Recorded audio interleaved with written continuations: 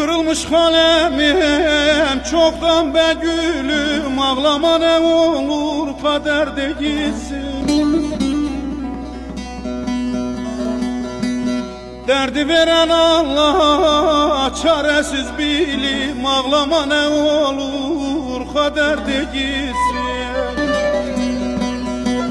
Derdi veren Allah çaresiz bilim, ağlama ne olur kaderde gitsin.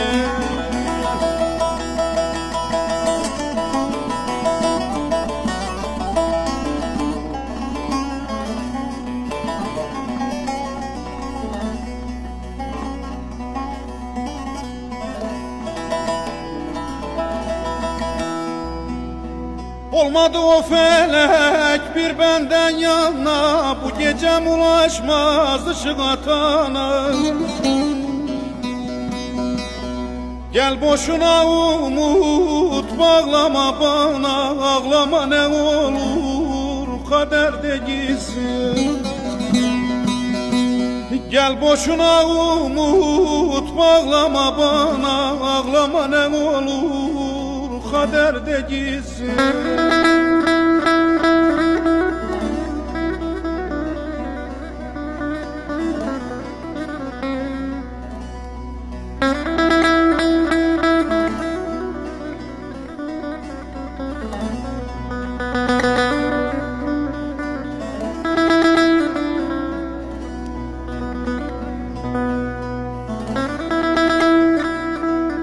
Durulmaz bu gölüm bir kez bulandı, baykuş mekan kurmuş bağım talandı.